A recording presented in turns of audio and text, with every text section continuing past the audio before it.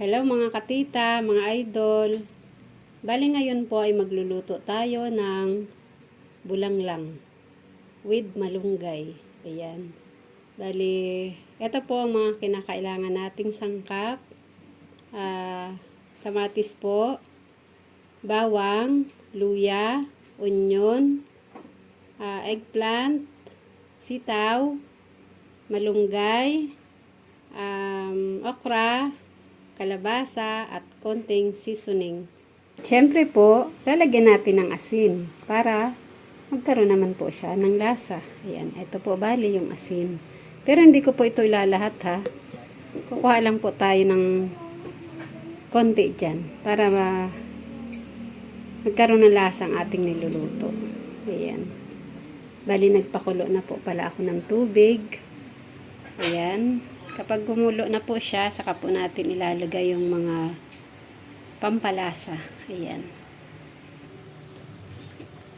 Ngayon po ay kumukulo na ang ating tubig, kaya pwede na po nating ilagay ang mga pampalasa.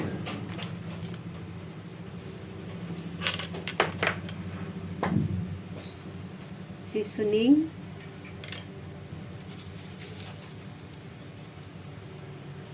Asin. At pagkatapos po ay tatakpan po muna natin para mas madali po siyang kumulo. Yan. Bali kumulo na po siya, kaya pwede na po nating ilagay ang sitaw. Yan. At pwede na rin po nating ilagay ang talong. Pero, kailangan po muna nating tanggalin ang kanyang sabaw. Bali, yung pinagbabaran po. Ayan. Sabay na rin po natin ang talong. At ganoon din po ang kalabasa. Ayan. Bali, ganito lang po kalalaki ang paghihiwa ng kalabasa. Pagkatapos po, itatakpan ulit natin.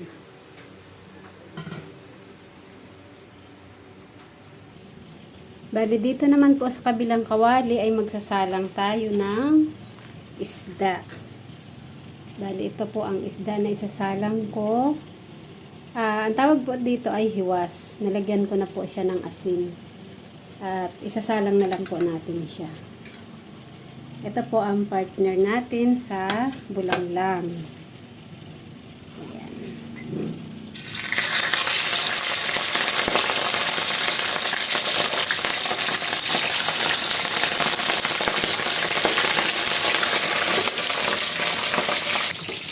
At ngayon naman po ay haluin natin ang ating niluluto na bulanglang. Ayan.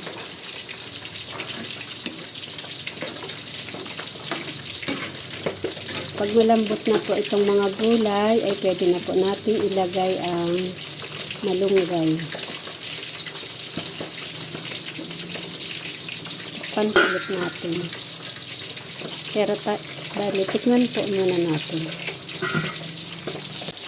Medyo matabang po yung lasa niya, kaya mag-a-add po tayo ng konti pang asin. Ayan. Tingnan po natin kung malambot na ang mga gulay. Malambot na po siya. Pwede na po natin ilagay ang malunggay. Ayan. Bali, mas inuuna ko po yung malunggay kumpara dun sa okra. Kasi po, kailangan palabasin po natin ang katas ng malunggay bago po natin ilalagay yung okra.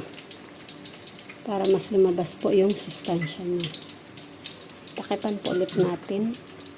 Mga 3 minutes po siguro. At ngayon naman po ay dumako tayo sa pagbabaligtad ng ating pinipritong isda. Ayan.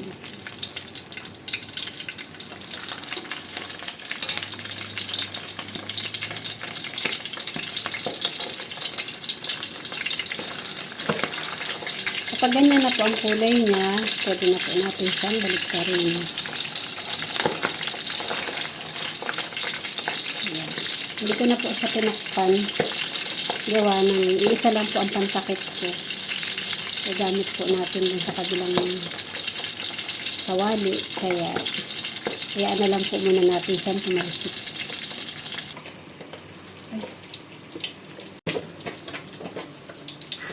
Bali, inilagay ko na po yung mga okra. Ito po. Hindi ko lang po napindot. Pasensya na.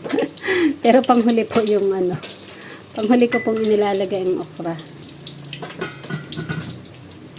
Kasi po, pangit po sa okra masyadong malambot. Ayan na po mga katita, mga idol. Ito na po ang ating pritong isda at bulanglang. Ayan. Kain na po tayo. Sure ka? Maganda yung liwanag. Maganda.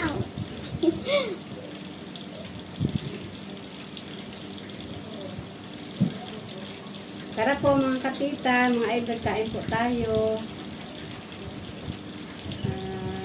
Pasalamat po muna tayo sa poong may kapal. Lord, thank you po for the blessing. Ayan.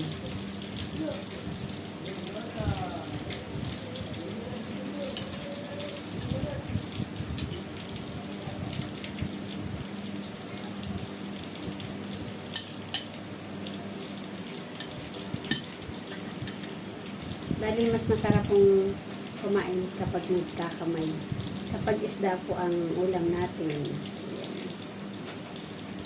Meron pa po siyang yung tawag ko? Kalimutan po. Bali, itlog po. Ayan. May itlog po siya. Sayang nga po dapat hindi muna ko pinuha. Kasi po pwede pa siyang maging isda ulit. Tingnan nyo po, ang dami niyang itlog.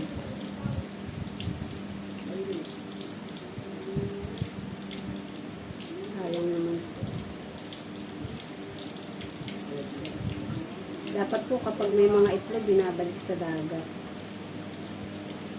Sa ibang bansa po kasi diba ganun ang ginagawa nila. Kapag may itlog, binabalik nila doon sa dagat.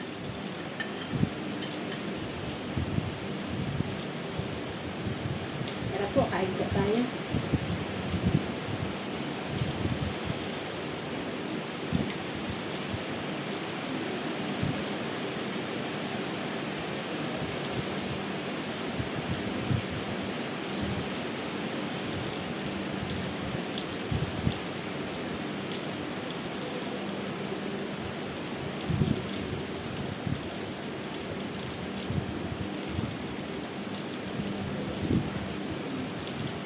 Gusto ko po ito. Itlog ng isda. Kasi po masarap siya.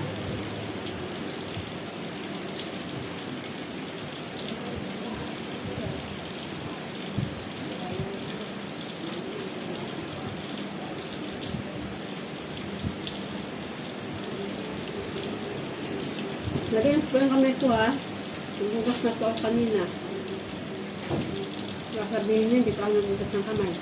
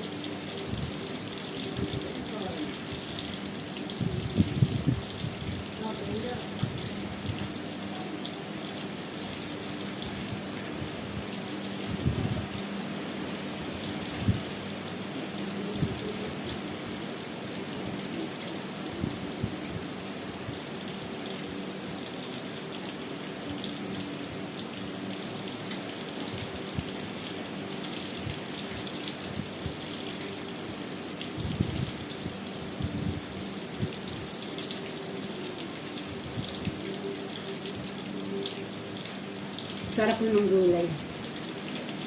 Manamis-namis.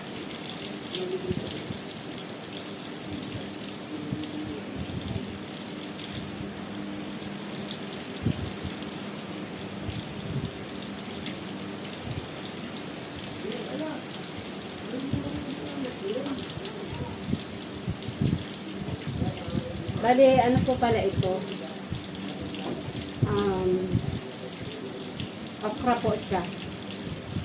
Binabad ko po siya magdamag sa tubig. At nakalagay lang po siya sa rep. Mahirap po siyang inumin kung tutuusin kasi po para pong umiinom tayo ng sipon. Pero marami po nagsasabi na maganda daw po ito sa katawan. Kaya okay lang po. Pere ko naman po.